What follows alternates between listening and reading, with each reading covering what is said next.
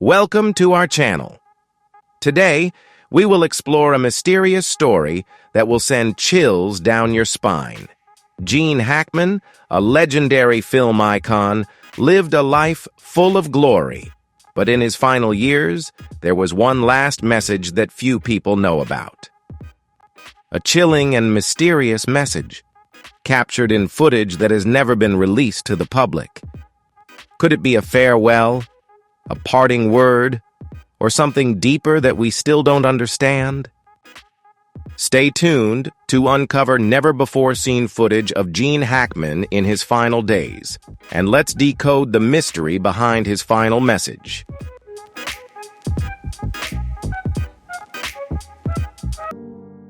No one could have imagined that an immortal Hollywood legend would depart not in glory, but in a haunting tragedy. Gene Hackman, who once stood at the peak of fame, left behind a legacy not written in ink, but in heart-wrenching screams during his final moments. He did not pass peacefully, but was trapped within his own mind, where love, loneliness, and manipulation suffocated him. But the most terrifying part isn't his death. It's what he left behind.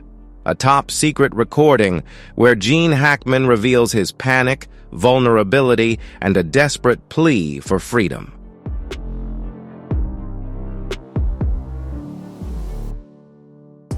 Who made a Hollywood legend beg in fear? Who stole his final control? Was it love or an invisible hand pulling the strings behind the curtain? This secret is too heavy to take to the grave, and now it's about to be revealed.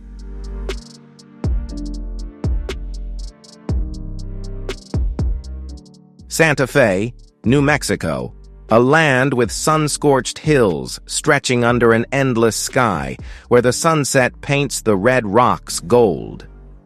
Amid this peaceful beauty, a name quietly left Hollywood: Gene Hackman. Audiences knew him for his cold, heavy roles in Unforgiven, The French Connection, and The Conversation. Hackman was not just an actor, but a symbol of a ruthless cinematic era, where talent had to scream to earn a place in the spotlight. However, while most of his colleagues clung to the limelight with final roles or surprise comebacks, Hackman chose the opposite path. After announcing his retirement in 2004, he completely disappeared. No interviews, no events, no career retrospectives. The only thing people knew about him was that he lived reclusively with his second wife, Betsy Arakawa, in a mansion deep in the outskirts of Santa Fe, a place he called the Land of Wind and Silence.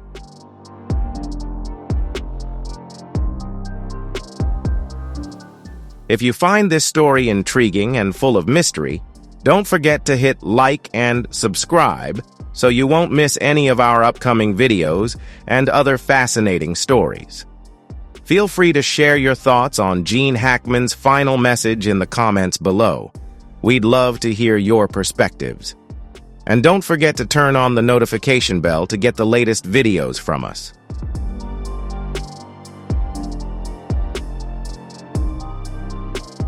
The house quickly earned a haunting name among the locals, the Silent Villa, not just because of its exceptional isolation, but because of the mysterious atmosphere that enveloped it. Delivery drivers rarely encountered the owners of the house, and staff only received brief notes instructing them to leave items at the gate. Even neighbors living just a few hundred meters away almost never saw Hackman venture outside. From that silence, countless rumors began to spread. Some claimed he was writing an unpublished memoir. Others believed he was recording his final thoughts as a way to communicate with future generations. And there were whispers that Betsy Arakawa had instructed him to sever all ties with Hollywood through a silent agreement. The truth was never revealed, for the Silent Villa was a place closed off from curiosity. However, one small detail leaked out from the account of a plumber hired in 2023. He said he had seen an old tape recorder on Gene Hackman's desk with a handwritten note reading, "Final words private." No one knew what the tape contained, But what happened next only added to the ominous atmosphere surrounding the villa.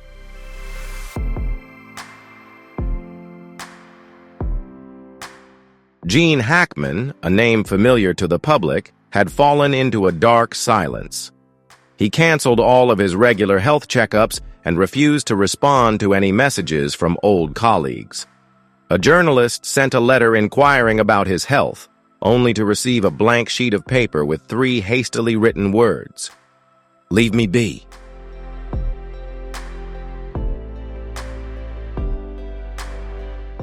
In his final interview in 2004, Hackman said, "I've played enough men full of regrets. I'm not willing to become one of them in real life." But now, in his sunny Santa Fe villa, he seemed to have become exactly the characters he once portrayed: lonely, somber, and carrying an untouchable secret. Betsy Arakawa, Hackman's wife of over 30 years, also kept silent.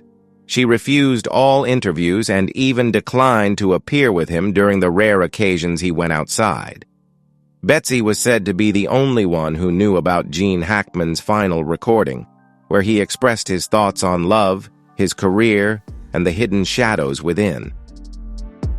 But what was even more chilling was the timing of the recording in early 2024 as Hackman entered his most vulnerable years.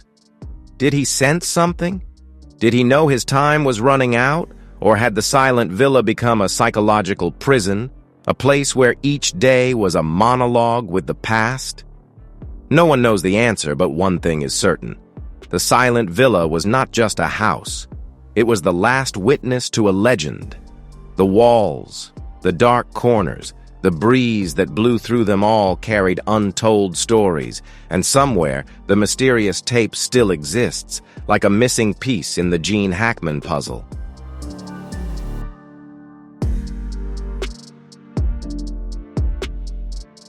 His final photo, a frail figure in an old sweater, with a fixed gaze silently looking up at the New Mexico sky, seemed like the last frame of a glorious Hollywood chapter.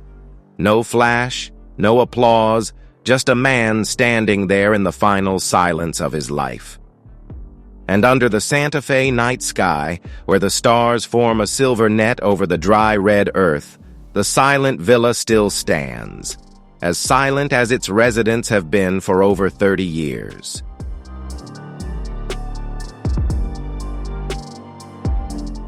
Gene Hackman and Betsy Arakawa bravely faced the scorching sun and fierce winds of the American Southwest.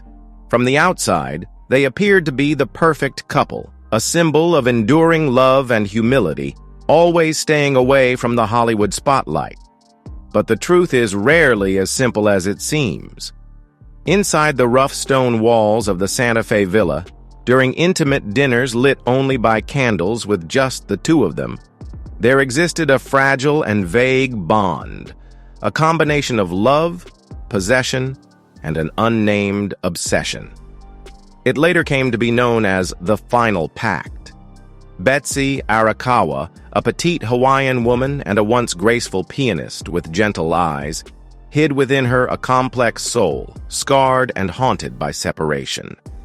When she met Gene Hackman in the 1980s, she didn't love him for his fame or the glamour of a veteran star, but rather, she loved him as if he were her last anchor, a piece of driftwood in the ocean that, if lost, would never find shore again. Their love was beautiful, but the more beautiful it became, the more dangerous it was. Old friends of Gene Hackman admit that after he became involved with Betsy, many doors slowly began to close. Unreturned phone calls, missed parties. Gene gradually vanished from social circles, even from those who had been with him since the early days of his career.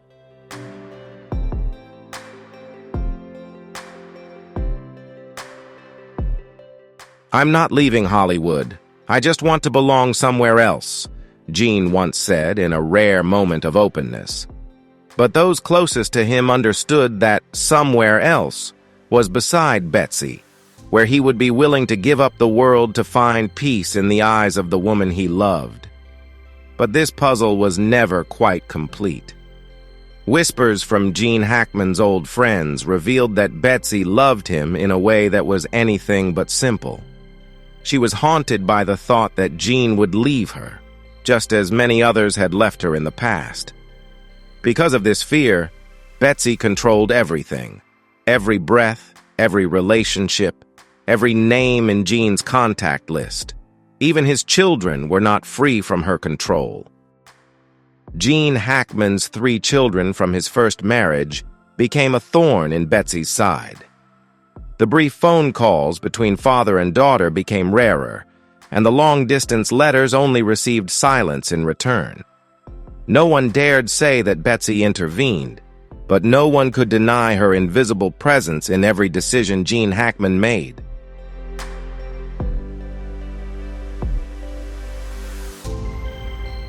What was most terrifying wasn't just the control, but what they had agreed to do with each other.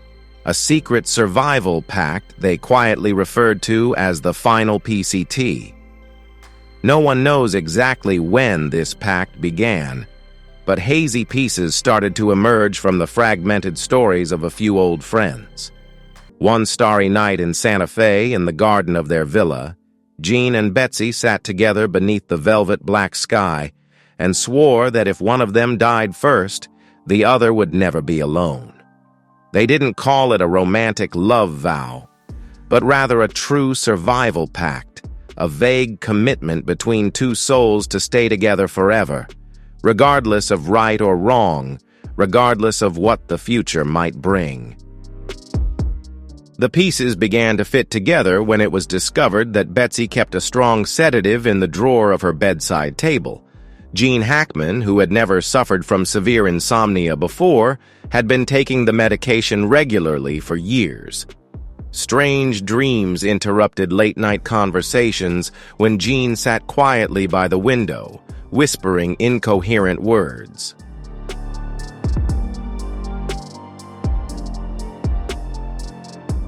An old friend, the only one who still kept in touch with Gene, recalled, "I once overheard them talking.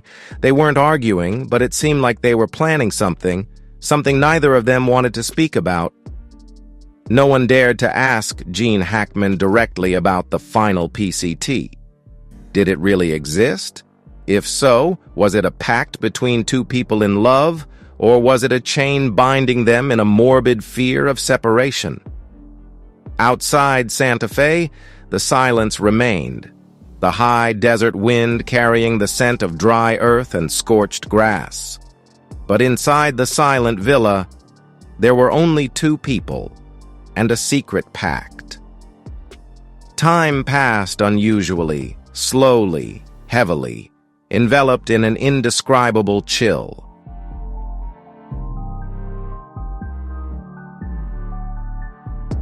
Betsy Arakawa, the petite woman whom Gene Hackman loved so deeply, was she his saving angel or the one who imprisoned his soul in the final years of his life? And Gene Hackman, who once portrayed powerful characters in countless roles, did he become a captive in his own marriage? The answer still lies somewhere within the unfinished pieces of the final PCT.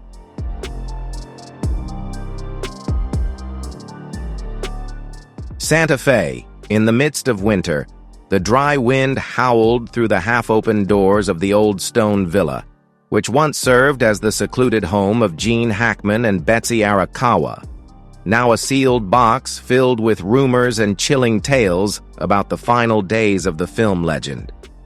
What haunts the public is not only Gene Hackman's death, but also his final recording, a mystery yet to be unraveled. No one knows for sure if it truly exists, or if it's just a rumor. But the stories about it persist, more powerful than any of Gene Hackman's classic films. Those who had visited the Santa Fe villa before that fateful day whisper about something hidden, a secret Gene Hackman tried to convey in the last moments of his life.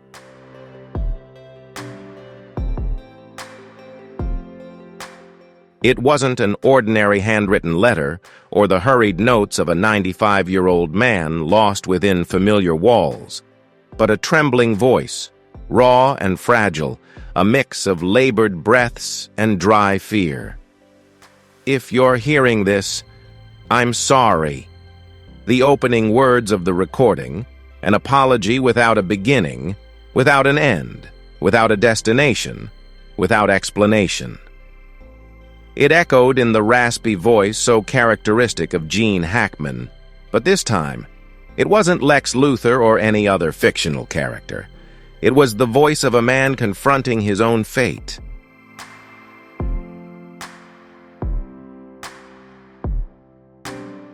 When the forensic team entered the mansion after a call from a delivery person went unanswered, they witnessed a scene that no one could forget.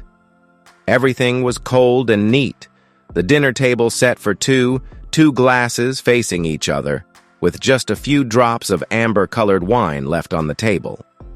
There were no letters, books, or documents, only an old tape recorder lying among a pile of white napkins.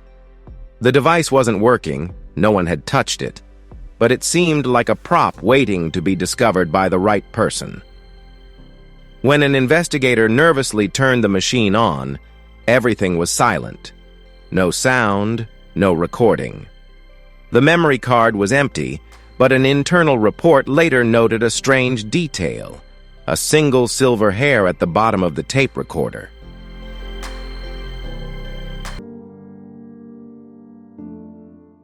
According to stories passed down within the Hackman family, Gene had stopped writing by hand in his 90s due to age-related tremors. Instead, every night before going to bed, he would turn on a tape recorder and talk to himself, sharing small thoughts, scattered memories of Hollywood and of Betsy. But one day, he stopped. Betsy was the one who put the tape recorder into the safe in her bedroom, saying, "This is better this way," to a close housekeeper. No one knew what she meant, but the house grew eerily silent. Some people claim they heard Leslie Hackman, Gene's daughter, admit that she had a copy of the recording, but Leslie's complete silence only fueled more speculation. Could the tape be more than just a farewell? Could it be an accusation about Betsy, a secret pact between them, or even a final plea to escape something?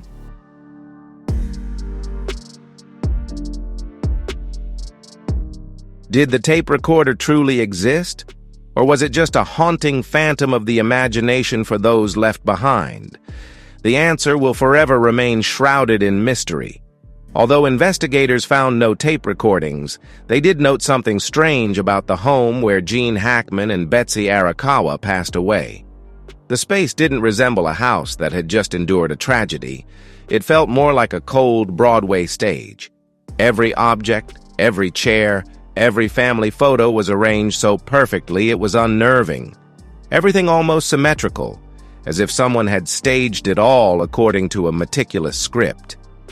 Dim light filtered through the curtains, two glasses carefully placed on the dining table, facing each other.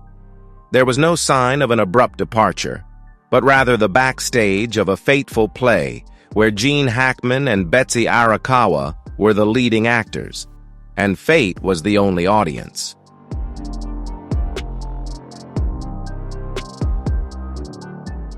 Of all the faces that appeared after the door to the house closed, Leslie Hackman haunted the public the most. She did not cry, beg, or offer any explanations. She simply left a single statement for the press. "My father was a storyteller, and even in his final moments, he told the story he wanted to tell."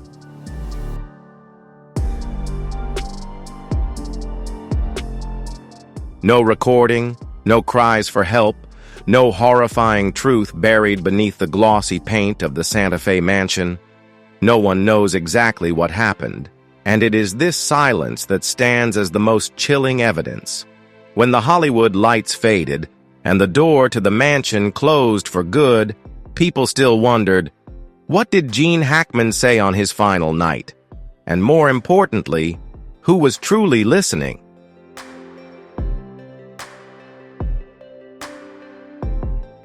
There are moments in a person's life that pass so quietly that no one remembers them. But then there are moments that become legendary, not because they are loud, but because they completely vanish from the flow of reality. That's what people whisper about the eerie final weeks at Gene Hackman and Betsy Arakawa's Santa Fe mansion. The neighbors in Santa Fe had grown accustomed to the couple's secluded lifestyle, but never had the house been so completely isolated. No mail, no deliveries, no one coming or going, not even the longtime servants.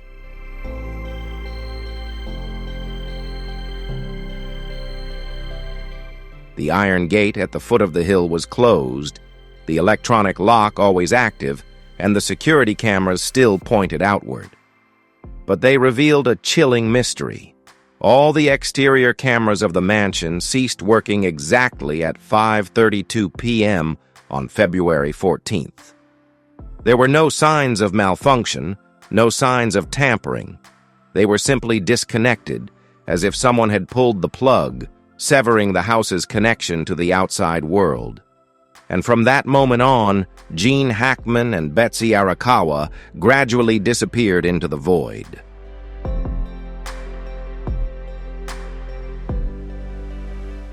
Information from the local pharmacy revealed a series of puzzling transactions in the 3 months leading up to the mansion's self-imposed isolation. A large quantity of tranquilizers, painkillers, and strong sleeping pills had been repeatedly prescribed under the names of Gene and Betsy, but no one had ever seen them in person at the pharmacy. All the orders were delivered to the mansion's gate, where the delivery drivers reported they were never allowed inside. Notably, among the medications were prescriptions intended for terminal cancer patients, those preparing for a journey with no return ticket. However, Gene's medical records showed no signs of any serious illness, no cancer, no severe mental health issues. So what were these medications for?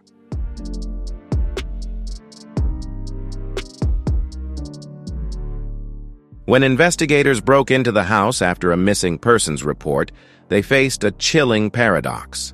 The front door was locked from the inside, the old lock in perfect condition, with no signs of tampering. Everything inside the house, from the furniture to the family photos, remained still and undisturbed. A heavy, eerie feeling enveloped the space, as if the house had frozen in time, becoming a tomb for the past, holding on to secrets that no one could decipher.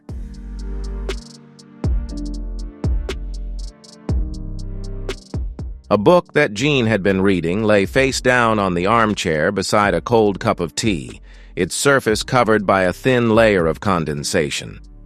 Clothes were neatly folded, but had not been worn.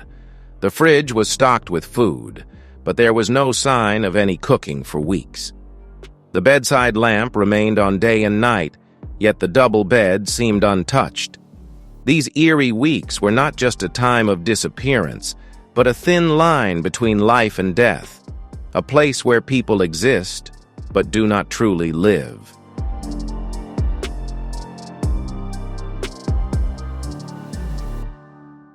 A room on the second floor, where Betsy often practiced the piano, had completely changed. The piano and its stand were gone, replaced by a long table covered with a white cloth, neatly arranged with strange objects. A thick notebook listed Gene and Betsy's favorite songs, not to be listened to, but to be used in a ritual. A large medicine box was divided into compartments by time, containing powerful painkillers. 2 sealed envelopes with no names on them. Everything in the room resembled a small altar, where the owners had prepared for their own departure. Every detail, every breath showed no sign of intrusion from the outside, no violence, no trace of a struggle. All the evidence pointed to only one possibility. Gene and Betsy had locked themselves in this house, carefully orchestrating a planned exit. But why? Why would a legend, someone who once proudly walked the red carpet, an immortal icon of the silver screen, choose to disappear quietly behind the cold stone walls? What? made these two people, who had spent most of their lives together, choose to carry out this strange ritual of self-isolation? Were they running from something, or had they turned themselves into actors in their final play, a play with no audience, only absolute silence?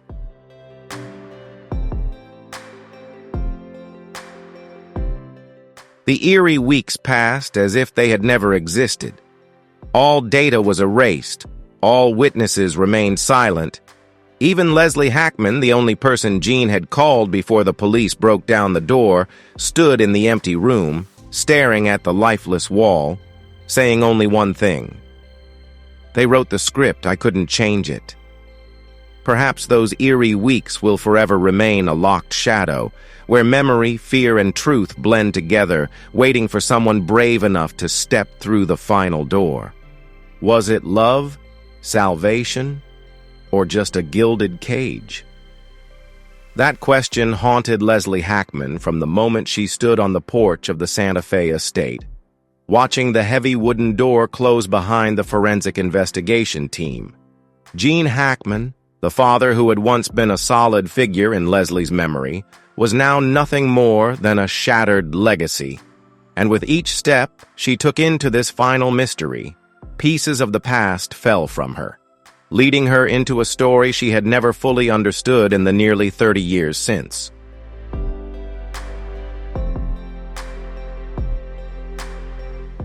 Betsy Arakawa had always been portrayed by the media as a quiet woman, always standing behind supporting Gene Hackman.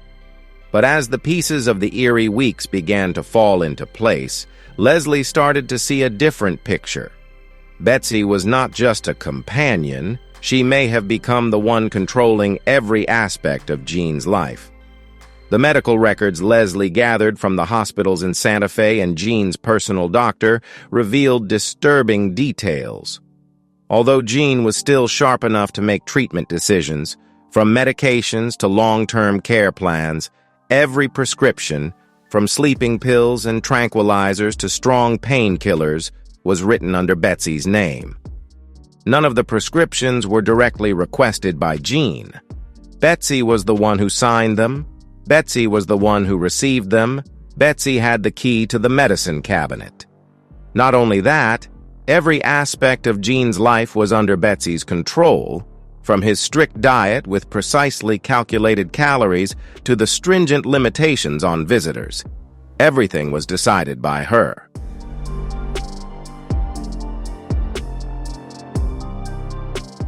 At first, Leslie thought it was love, the love of a devoted wife for her sick husband. But the deeper she dug into the notes, the more she realized that the emails between Betsy and the medical team were not just expressions of concern.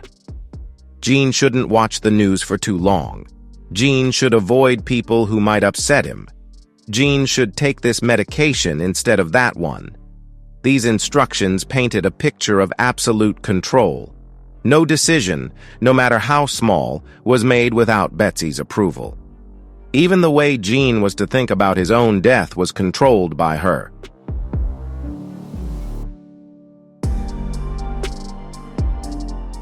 Leslie clearly remembered Gene Hackman at the height of his career. Strong and unyielding, no one could control his thoughts. He chose roles on instinct, bluntly turning down multi-million-dollar scripts just because he didn't like them. He was willing to argue with directors, even walk off set if he felt disrespected. But as he grew older, that image seemed to fade. In his final interviews, Leslie saw her father speaking from a script that Betsy had prepared, avoiding sensitive questions. His gaze was unfocused, his hand placed on Betsy as if clinging to a lifeline, or perhaps as if she was holding him firmly in place.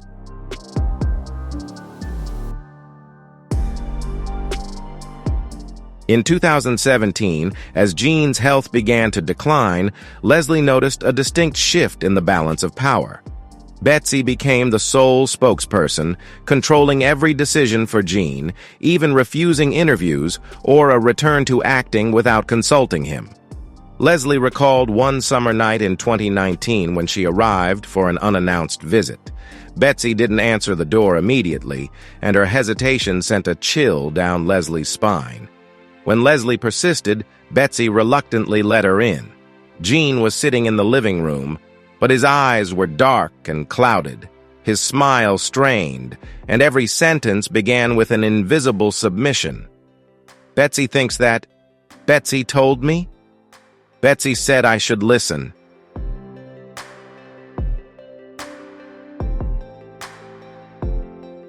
The strong man who was once Gene Hackman was now nothing more than a shadow of his former self. Betsy insisted that every decision about his medication, even how he would die, was Gene's choice. But Leslie didn't believe it. She had seen the prescriptions Betsy had obtained for her father, the handwritten notes in the bedroom where she listed tasks to help Gene pass peacefully. That sent a chill through Leslie. The question haunted her. Did Gene Hackman really want to die? Or were all those decisions made by Betsy on his behalf? After listening to the top-secret recording, Leslie was shaken, not by the loss, but by the fear that the voice was no longer Gene Hackman's, but an echo, a reflection of Betsy, a forced declaration.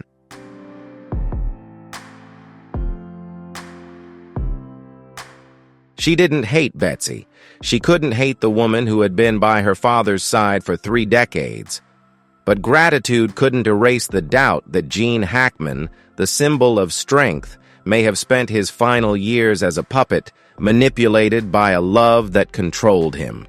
And when the door of the Santa Fe estate closed for the last time, Leslie knew the answer. The keeper of the keys had been locked inside that house, along with secrets that would never be revealed.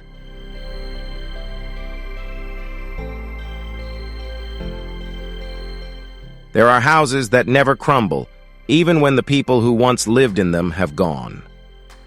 The Santa Fe estate is one of those places. It wasn't just Gene Hackman's final retirement home. It was a living entity, breathing in the wind that blew through windows that were never fully shut. The residents of Santa Fe called it the Whispering House. Stories spread among the neighbors, the old maintenance workers, those who had seen Gene Hackman standing by the window, silently gazing out at the San Rey de Cristo Mountains. The whispers never stopped. People believed that the breath of Gene and Betsy never left that place, not as a visible ghost, but as a memory trapped, playing over and over like an old film. Footsteps echoed at midnight on the wooden floors, doors opened and closed softly, even though the estate had been locked up for years.